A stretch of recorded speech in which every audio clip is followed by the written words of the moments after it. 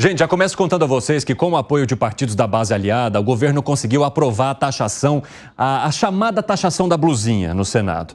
Depois da criação do imposto ter sido retirada pelo relator ali do Mover, o senador Rodrigo Cunha, o texto agora retorna à Câmara por ter sofrido alterações no Senado antes de ir à sanção ou para o veto do presidente da República. Essa taxação voltou ao projeto de lei que cria incentivos para a indústria automobilística por meio de um destaque que propôs a retomada da criação do imposto de importação de 20%. A gente está falando da chamada taxa da brusinha, de uma maneira bem popular assim, que acabou sendo um jabuti ali numa proposta que não tem nada a ver com isso. Depois de todo aquele debate acalorado, acabou que o Senado voltou atrás então e aprovou essa taxação. O projeto volta à Câmara e de que maneira que vocês entendem que isso vai ser debatido lá? Porque o próprio presidente da Câmara já sinalizou de alguma forma que ou ele vai por água abaixo por completo ou a situação pode feder um pouquinho por lá, hein, Gustavo Segré? Tudo é possível na política, Evandro. Tudo é possível, até as coisas mais impensadas. O nome é muito ruim. Deveria o governo começar a mudar o nome, ou o Congresso, sei lá quem coloca esses nomes absurdos nas políticas assim que são enviadas.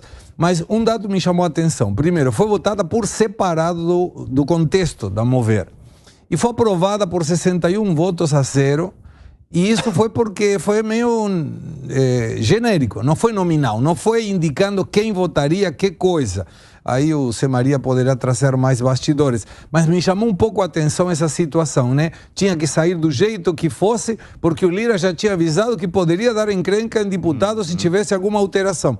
Agora vamos ver, de qualquer maneira, 20% é um ponto médio, porque não atende nem a desoneração total dessas compras que vêm por descaminho, tenho certeza que está vindo da forma errada, nem atende também as questões vinculadas à isonomia tributária que defendeu o ministro Haddad e que 20% apenas não completa o que um produtor nacional paga por esse mesmo produto. O Zé Maria Trindade já está conosco aqui também. Zé Maria, seja muito bem-vindo. Que bom recebê-lo em mais esse dia aqui no 3 em 1. Quero saber que tipo de caminho que você prevê ali na Câmara a partir dos movimentos que você já conhece com a tua experiência. Votação rápida, Nenhum ponto essencial ali foi discutido. Exatamente. Muito boa tarde, Sani, boa tarde a todos. Olha, a história é a seguinte, os líderes estão falando aí que a votação será rápida, Esse Mover, apesar de ser um interesse do governo, um projeto do governo, ele lida ali com interesses muito grandes, inclusive da área empresarial e que tem controle remoto dos deputados. Sabe que aqui em Brasília os deputados têm controle remoto, E esses controles estão nas mãos aí de pessoas poderosas, São líderes empresariais, e tem que ser assim mesmo. São representantes, A democracia representativa é assim mesmo. O que não pode ser é representante deixar o controle remoto na mão de bandidos. Alguns deixam, mas é a minoria. Então, há um interesse em se votar esse projeto Mover e realmente houve um acordo. A fala, Segré, forte do presidente da Câmara é porque, em política, o grande capital é a credibilidade, Se falava antigamente do tal fio do bigode. Não adiantava assinatura, nem reconhecimento de firma, nem nada. Arrancava um fio do bigode e colocava em cima do documento. Aí teria que honrar aquele compromisso. E política é assim, o compromisso vale muito. E houve acordo para votar esses 20%. E isso tem que ser honrado. Acordo feito tem que ser acordo honrado. E você tem toda a razão, não resolve nem um lado e nem outro. Conversei com empresários que me dizem o seguinte: um boné produzido aqui no Brasil custa 37% de imposto, só imposto. E lá na China não custa isso tudo. E 20% não vai resolver a diferença. Então, a diferença de preço continua, o ticket médio ali, dependendo do setor. Existem setores em que o ticket ou a compra média, como de supermercado, é R$120 e outros 180, E é a média de compra desses $50, Então, entendem os empresários de que os 20% não vão resolver. Agora, ninguém está falando, só eu que já falei aqui, é sobre a política cambial. Se o real mudar ali na relação ao dólar, se desvalorizar, eu acho que resolve esse problema. Não estou sugerindo aí artificializar o valor do dólar, porque aqui no Brasil é aberto, o valor de mercado. Mas se houver uma mudança ali na política cambial, resolve essa mudança, essa diferença. Agora, Fábio Piperno, nós temos duas aqui pessoas dizendo que já que essa taxação não mudaria na prática, justamente porque não atende também ao que precisaria o empresário brasileiro hoje para se equiparar ao custo que tem os chineses na produção daquilo que vem para cá a partir dessas compras. Então, para que esse projeto serviria? Para arrecadar pelo menos o mínimo que se espera o governo federal diante dessa concorrência desleal? O que é, no teu ponto de vista? Bom, veja bem, Evandro, eu acho que aí eu vou até emprestar um pedaço do argumento do Alan Gani, e olha que a gente acabou discordando nessa matéria. Não é que tenha que haver, e quando o ministro Haddad fala em isonomia tributária, eu também estou de acordo com o argumento dele no seguinte sentido. Se o que vai daqui para lá paga imposto, quando chega lá e tal, na mão trocada, eu acho que é justo que seja a mesma coisa.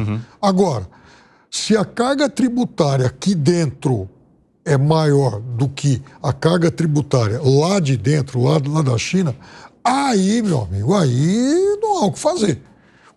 Veja, a isonomia, ela tem que ser aplicada e ela tem que ser observada na questão de que se um país cobra, o outro também pode cobrar. Quer dizer, se um país taxa produtos importados, o outro também tem o direito de fazer isso. O que eu sou contra, por exemplo... Ô, Piperno. Oi. Ô, Piperno. Fala sério. Sim. Eu queria mostrar para você uma diferença. Por exemplo, eu vou citar aqui o Mercosul. Alguns países definem os produtos que entram com imposto e sem imposto. Sim. Isso se chama salvaguarda. O Alan tem razão quando ele fala aí desse equilíbrio, quer dizer, a globalização leva em consideração o que você exporta, o que há de melhor. Mas os países, isso é uma lei internacional, mesmo em acordos bilaterais, como é o Mercosul, existem o que se chama salvaguardas. Quer dizer, a Argentina impõe para o Brasil alguns produtos que cobrem imposto para proteger, e o Brasil também. Então, o Brasil não é competitivo com a China nessas bugigangas, mas é competitivo em outros setores. Só um minutinho, porque o Segré está discordando de você, disse que não é bem assim. O que foi, Segré? Não estou discordando da lógica da questão. Existem as salvaguardas, sim, e são impostos de importação, se chama. Inclusive, alguns países têm a prioridade de colocar, quando a China não era considerada pelo Brasil como uma economia de mercado, poderia colocar, inclusive, cláusulas de dumping ou anti-dumping. E aí colocava 35%, 40%, o que quiser, porque é precisamente o que o Brasil defendia nessa salvaguarda anti-dumping, que a China utilizava subfaturamento para mandar produtos por baixo do custo de produção. Sim. No caso da Argentina, se me permite, me desculpa por te corrigir, mas eu trabalho nisso há 32 anos. Não tem nenhum produto hoje que tenha um imposto vindo da Argentina para aqui ou indo do Brasil para lá, salvo açúcar brasileiro para entrar lá. Não tem nenhum outro produto que pague dentro do bloco do Mercosul. E aí é a diferença que também me permito corrigir. Mas existe a guerra, existe a regra, né, Segré? Existe a regra, os países podem impor salvaguardas. Podem, mas no caso do Mercosul, hoje não tem nenhuma. Não existe. No caso fora do Mercosul, sim. Tem açúcar. Claro, açúcar sim, por uma questão de falta de competência ou de concorrência do mercado argentino. Mas no caso da China e do países em geral, tomemos o exemplo, você pegou o boné. O boné brasileiro tem insumos e esses insumos pagam imposto. O boné da China tem insumos e esses insumos na China pagam imposto. Quando esses produtos vão para o outro país, pode ser para a China ou qualquer um, nenhum dos países exporta impostos, é apenas o insumo. Então, tira do valor que vai ser exportado ICMS, PIS e COFINS, IPI. Não tem imposto de importação porque é uma atribuição do país que está importando.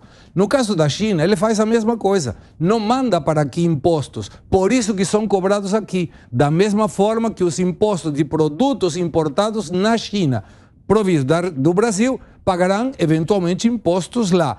O que sim é uma atribuição dessa salvaguarda é um imposto de importação, que é além dos impostos que pagaria o produtor nacional. E nesse caso em particular estaria sendo cobrado apenas 20%. A média do imposto de importação é 15%, 14% para ser exato. Então estaria cobrando um pouquinho a mais da média de imposto de importação, que são as salvaguardas que menciona a C. Maria, mas não estaria cobrando nem IPI, nem PIS e COFINS, nem ICMS. Ou seja, essas compras de até $50, justamente por isso que elas acabam ficando bem mais baratas aqui e sem competitividade com os produtos que são feitos no Brasil, exatamente porque esse imposto deveria ser cobrado aqui e não é. Ficou muito claro, Segré. É interessante essa sua explicação. Agora, fala, Piperno. Agora, isso também tem um viés político que foi muito pouco discutido nessa esse embate que opõe o Lira e o relator do projeto lá no Senado. Veja, os dois são alagoanos. O relator do Senado, ele pertence a uma espécie de um terceiro bloco que vai ganhando corpo na política alagoana. Porque a política alagoana, nos últimos tempos, ela era dividida, isso de uma década para cá, um pouco menos talvez, o grupo do Lira versus o grupo do Renan. Agora tem um outro que é liderado pelo prefeito de Maceió. E quem é o suplente do relator do projeto no Senado? A mãe do prefeito de Maceió. Ele pretende... Aí vem o temperinho brasileiro, né? Lógico, ele pretende ser candidato... Aí vem a lantejola na brusinha. Muito bem, muito bem. Aquela lampadinha de Natal. Exatamente. Custava, sei lá, R$1, 500 mil lâmpadas, aquela coisa que eu nunca entendi. Bom, mas enfim. Então, o senador pretende ser... Ele se apresenta como um nome, um possível vice na chapa de reeleição do prefeito J.H. Caldas. Prefeito de Maceió. Por quê? JHC, né? Exatamente. Porque o prefeito JHC tem ambições de, quem sabe, ser candidato ao governo de Alagoas em 2026. Então, a vaga de vice dele é muito cobiçada. E Arthur Lira não quer exatamente isso. Então tem esse tempero também, né? As coisas, elas não se resumem, digamos, à pauta econômica do tema. Exatamente. E Gani, antes de te ouvir, eu quero trazer mais informações aqui também com o Bruno Pinheiro, porque depois da aprovação no Senado, o projeto que institui o programa Mover e manteve a taxação de compras importadas de até $50 vai retomar para a Câmara dos Deputados, como mencionei bem no comecinho. E aí o Bruno Pinheiro, que está aqui conosco já, vai contar de que maneira isso deve caminhar na Câmara, né? Como que esse debate deve acontecer, hein, Bruno? E eu quero saber também pelo ponto de vista do bastidor, digamos assim. Bem-vindo, meu amigo. E eu te conto sim, Evandro. Ótima tarde a você e a quem nos acompanha. Eu vou retornar um pouquinho a história, olhar no retrovisor para a gente entender. Esta semana, na última terça-feira, ontem eu já contei que teve um churrasco aqui de fogo de chão e justamente no mesmo dia que o relator disse que iria retirar esses 20%, né, dessa discussão, que a taxação iria ficar de fora. Naquele dia, ficou suspenso essa votação, encerrou o expediente no Congresso Nacional. Arthur Lira chega no jantar. Quando Arthur Lira chega no jantar, eu estava acompanhando ali a chegada dele com outros nomes, outros parlamentares, Arthur Lira chega a cumprimentar alguns senadores e reclamou para esses senadores que estava insatisfeito com essa retirada e com essa articulação no Senado Federal. Ele conversou com outros aliados também e ficou claro essa insatisfação de Arthur Lira. Rodrigo Pacheco se reuniu no outro dia, fez uma articulação porque era importante retomar esses 20% a taxação e colocar em votação no Senado da mesma forma que já tinha acontecido aqui na Câmara dos Deputados. Acontece que o ministro Fernando Haddad não está aqui na capital federal. Ele que é quem faz essa articulação, envia alguns artigos, informações através de mensagens do WhatsApp e acaba se reunindo em reunião com líderes. Enfim, ele que faz essa fomentação da agenda econômica. Com a ausência de Fernando Haddad, isso acabou gerando uma dificuldade de articulação dentro do Congresso Nacional. E aí houve um entendimento, os aliados do governo conseguiram, então, colocar em votação ontem de forma simbólica, após a aprovação do projeto, que não tem nada a ver com esses 20%, houve, então, uma votação simbólica. Não tem a digital de quem foi favorável e quem foi contra. Agora chega aqui na Câmara dos Deputados, onde já tem essa articulação. Ontem a gente contou com exclusividade em primeira mão aqui na Jovem Pan que o presidente Arthur Lira estava reunido com o ex-presidente Jair Messias Bolsonaro aqui na sede do Partido Liberal na capital. Logo na sequência, ontem, no finalzinho do expediente, eu conversei com o ex-presidente e fiz um questionamento a ele justamente sobre essa orientação, sobre esses 20%. Ele me disse que, novamente, orientar a bancada estava um pouco complicado porque ele ainda não está conversando com Valdemar Costa Neto, mas que já havia enviado essa consulta e que na semana que vem ele vai orientar, vai ter esse resultado, uma resposta de Valdemar Costa Neto e ver de que forma que a oposição vai se comportar nesta votação aqui na Câmara dos Deputados. Hoje, um pouco mais cedo, conversei com o deputado Marcos Paulon, que é do Mato Grosso do Sul, e ele reforçou que realmente é uma indignação, que é algo errado colocar essa taxação. Vamos ver qual é o entendimento do Partido Liberal sobre essa taxação de 20%, que agora será discutido aqui na Câmara dos Deputados.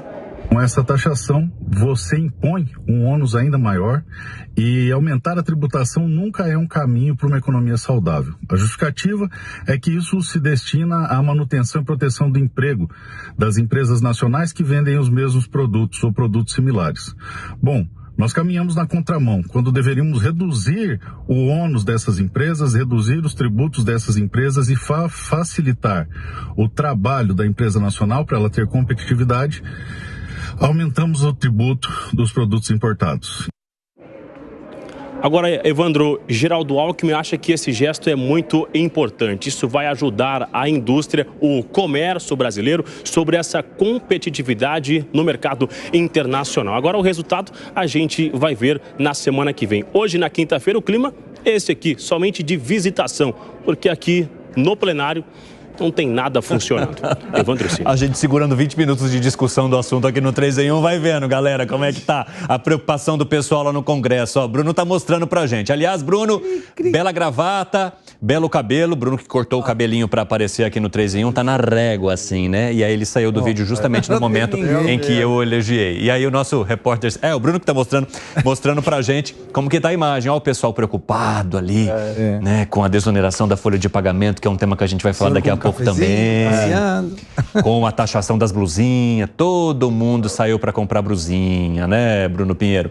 Obrigado, viu? Já já você volta, se tiver mais bastidor, dá um grito aqui, Bruno. Valeu. E aí, Alan Gani, tem gente que está assistindo o 3 em 1? Com certeza, né? O depoimento agora do deputado do PL, Marcos, né? Esqueci o sobrenome dele. Mato Grosso do Sul. Exatamente, foi exatamente o argumento que eu dei ontem aqui. Então, ele simplesmente... E do qual nossos amigos discordaram, inclusive. E que eles discordaram. E o argumento dele está correto.